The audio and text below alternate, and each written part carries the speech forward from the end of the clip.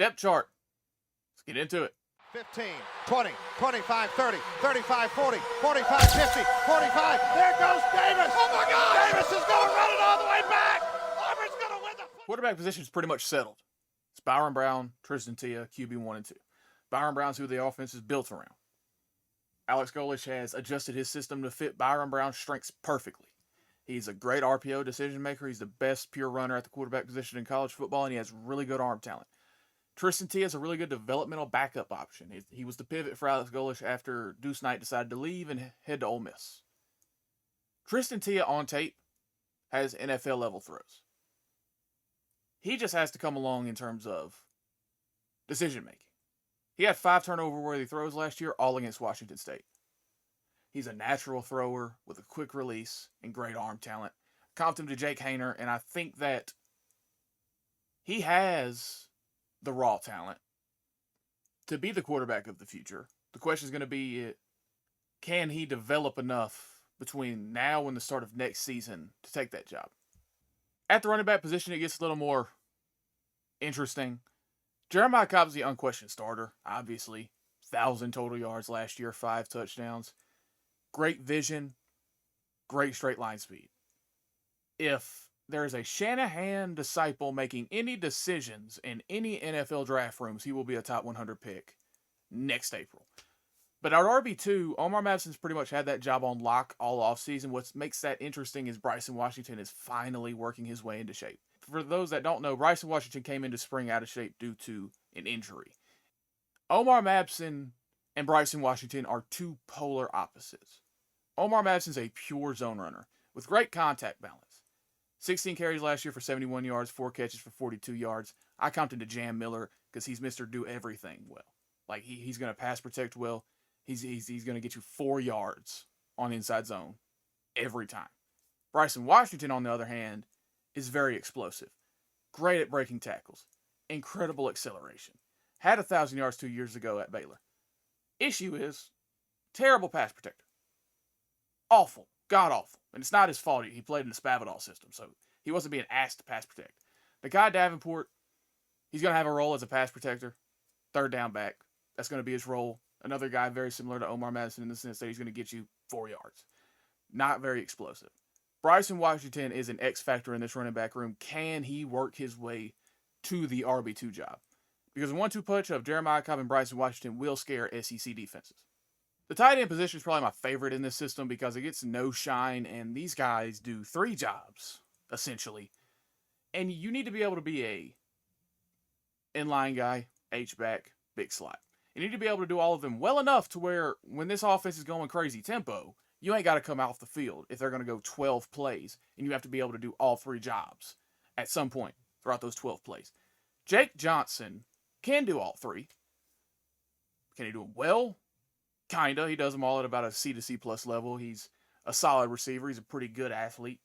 So, he's got pretty decent hands. As far as an inline blocker, that's probably where he's the weakest because he's not the strongest guy, and he moves well enough in space to play H-back. Jonathan Eccles, though, can throw a wrench into this because Eccles is essentially everything Alex Golesh wants in a tight end from a profile standpoint. He's an insane athlete. He moves incredibly well in space. He flashes a ton as a blocker. And athletically, he can at least threaten vertically. The problem is he hasn't really put it all together yet. But you see it on tape, where he can legitimately take on an edge guy or a pure 5 tech one-on-one as an inline blocker, if he needs to. And he'll do that. And then the next play, he'll slice block on split zone and execute it perfectly. And then he'll bust the seam for a touchdown. And then he'll come back the next drive and fail at all 3. So if he can just put it all together, he's an insane athlete. He really is. The problem is Jake Johnson has him on the mental side. Arliss Boardingham's another guy that has really flashed so far in fall camp. I never really saw it on tape with him. He was billed as this great athlete who was an ex-receiver. And then when I cut the tape on from both 23 and 24 at Florida, I just saw Michael Riley Ducker without an edge. But he does have a freshman All-American, right? 2023 at Florida, 289 yards, 4 touchdowns. 24, he had 128 yards, 2 touchdowns. And last year, after he transferred into Bowling Green, he had a labrum injury, which kept him out all season. Then he was kept out early in spring ball, but since then, he's come in and he's apparently made an impact because he was running with the ones and the twos in the scrimmage. Xavier Newsom's a guy that had a really good spring. I like him a lot as well. And he's also a very talented athlete and somebody that I think could honestly make an impact. But as of right now, if I had to call it, it's Jake Johnson and Jonathan Eccles. All right, at X, Jeremiah Coger. Jeremiah Coger had damn near 600 yards in essentially 8 games last season. He had 9 games where he registered a single target. Every catch, 38 catches, 597 yards, 139 of those after contact, and all 8 touchdowns came in 8 games from the Charlotte game on. Jeremiah Coger is not the typical X you see in this system. He's not Dante Thornton. He's not Mike Matthews. He's not one of those guys. But what he does do well is he tracks the ball really well. And he makes plays on the ball really well. He's got great ball skills. And he has really good run after catch ability for a guy of his size. I commented to Devin Funchess because he just has that innate ability to get yards after the catch, even though he has this long, lanky frame. And, I'm going to reiterate that he's not the typical X you see in this offense because he's not, a low 4.4, high 4.3 guy like Dante Thornton or Mike Matthews. He just, as a true freshman, recognized coverages so well on like deep choice. So Jeremiah Coger is like one of the only people on the planet that could get Alex Golesh to not start Chaz Nimrod at X. Brian Williams is almost the complete opposite. He's all athlete at this point. Big time track star out of the state of Florida. Came into spring ball and almost immediately started pushing for 2 deep reps. He's 6'4", 210 pounds. He also tracks the ball really well. And he's an elite athlete. And he has really strong hands. He has the ability to make these circus catches. He's somebody that's not ready as a route runner right now. But he's going to make plays just because of his freakish athleticism. He's going to be that guy where you look up at the end of the year and he's got like 7 catches for over 200 yards and a couple touchdowns in a reserve role. As he develops, he could be a guy where maybe next season he bumps over to Z. He started over Keyshawn Singleton in the spring game due to some disciplinary issues and played pretty well at Z. So I think that all in all, I commented to Dante Thornton. He's a perfect fit for the system. And thank God he's here and not in Tuscaloosa. At Z, Keyshawn Singleton's got that locked up. Keyshawn Singleton, after Chaz Nimrod's injury last year, was the number 1 receiver. 50 catches, 877 yards, 504 after the catch, 8 touchdowns. I like Keyshawn Singleton a lot. He's really good after the catch. He's essentially a running back after the catch. He's got really, really solid hands. And the thing that impresses me the most with Keyshawn Singleton is him as a run blocker. He's gritty, man. Like, they do the Shanahan stuff where they bring him in tight to the line of scrimmage, essentially make him a tight end, and they'll actually have him blocking edge guys. So that's really exciting to watch. They do that a lot in the red zone. Sam Turner is almost the polar opposite of Brian Williams. Not the most explosive athlete. Not 6'4". He's about 6 foot, about 200 pounds. But he is a really, really good blocker as well. With really strong hands. Almost a pure possession receiver at this point. I view him as Shedrick Jackson. He's a dude that never going to get his flowers, probably, in his entire time at Auburn. But you will see him consistently stick on NFL rosters because of his special teams ability. And his ability as a blocker. All right, now the slot position. I think Chaz Nimrod being the starting slot receiver for Auburn just shows a shift in the way that Alex Golesh is going to be attacking defenses this season. Mainly because Chaz Nimrod's not the type of slot receiver that he utilized at USF with Byron Brown. Slot guys at USF were more manufactured touches guys. Guys that you would get involved in the traditional screen game or as an outlet in the RPO game. Guys like Sean Atkins, Medea Rubin, and Christian Neptune. Guys that make their money after the catch. Chaz Nimrod's a pure vertical threat. So think more of him in the light of Velus Jones, Jalen Hyatt style slot guys for Alex Golesh. Got the way that he deployed them in 2021 and 2022. Guys where they were using those switch releases on deep choice, ways to attack with them vertically. So I think Chaz Nimrod brings that element back to this offense. And then Deshaun Spencer is a good contrast to that because he is more in the realm of Sean Atkins and Christian Neptune, who's actually on the graphic, by the way, and Medea Rubin, where he will make his hay after the catch. He has the ability to separate. He showed that at Saraland last year. You don't get 1,709 yards breaking Ryan Williams' school record purely after the catch. He showed the ability to separate. He still needs to improve some as a route runner with some of the nuances, but he's got good hands, and I like him a lot, and he's a guy I think is going to make a big impact. And Christian Neptune's a guy who could also make a big impact. The big thing with him is he's just got to get healthy. You know, he missed a big chunk of the spring, and now he's missing some of fall camp, so he's kind of getting behind, and Deshaun Spencer really stepped into that role. So I like Chaz Nimrod playing in the slot. I do think that there will be times where this offense will need pure run-after-catch guys. I think Deshaun Spencer and Christian Neptune offer that. At left tackle, we have Joseph Simmons as a starter. I fully expected Joseph Simmons to be a right tackle when we signed him. I believed Stanton Ramil was going to be the starting left tackle.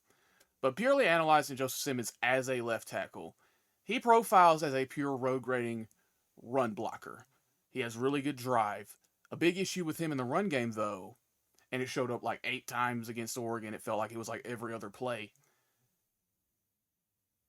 He has a major shoulder over toes issue to where he's constantly on the ground, face down, cheeks up, like Tiana Trump.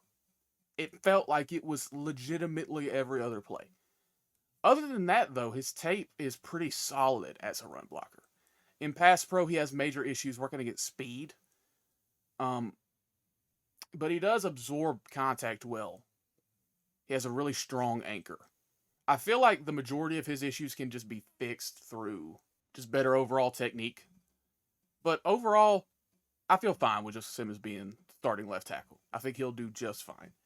As far as the backup situation there goes, I think it just depends on like if there's an injury, when does it happen? Because if it happens after Ty Buster's available, they'll just kick Stanton Ramil back over to left tackle and they'll start Ty Buster. Where it gets hairy is, okay, now it becomes a Jacob Strand versus Wilson Zaire conversation over at right tackle. Are they confident enough in Wilson Zaire to kick Ramil over and start Zaire? Because Jacob Strand at tackle, I just don't have a ton of belief in. He has a really bad anchor. And he also has a major issue with being way too grabby. But he is average. I think he's an average tackle. If you need him to get you out of a game, you can survive. Parker Pritchett, true freshman, had a pretty good start to fall camp. That's about all I have on him at the moment. I don't really have a scouting report to give you on Parker Pritchett. So there is a battle going on currently at left guard between Derek Plaz and Jacob Strand. Jacob Strand actually started the scrimmage yesterday. Derek Plaz, I think, ends up winning out in the end. This is essentially traits versus experience for me. I think Derek Plaz's traits went out for me. He is a guy that's going to generate movement. He's a massive human being. And he showed in the spring. For me, I'm basing a lot of this off purely the spring game. He was kicking ass out there. Jacob Strand, I feel a lot better with him at guard. He's very technically sound. I think he projects pretty well as a puller. I don't think the anchor issue in pass pro will be as much of a problem where he'll be more insulated and have more help. I think that this is really close to 50-50 right now. If I had to pick, I'd probably go with Derek Plaz. Kenneth McManus deserves a mention here. A lot of experience last year at Akron. Started as a true freshman. I think he ends up in a reserve role for this season. Moving over to center, no real contest here. Cole Best is going to win out. 6'4", 322 pounds, allegedly. He has really slimmed down. He looks like he's about 285 right now in fall camp. You don't bring in Cole Best because he's going to physically overwhelm SEC nose tackles. You bring in Cole Best because he has 1,571 career snaps in 2 full years as a starter. He's very fundamentally sound. He will not make mistakes. He's very clean on tape. He doesn't win a ton of one-on-ones, but he will get you stalemates, and that's good enough to be honest. Cale Ellis, I like Cale Ellis a lot. He should have been a senior in high school last year. I think that got forgotten about in his 2 rough starts against Arkansas and Kentucky, but he showed the ability to generate movement. And I think that another year in an SEC program, he could take over next season and become potentially a multi-year starter.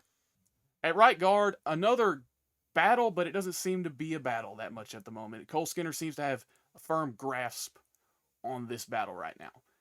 Cole Skinner is a dude who, if you watch Auburn Addicts and Water Cooler Talk Sports, you know I'm not the biggest fan of.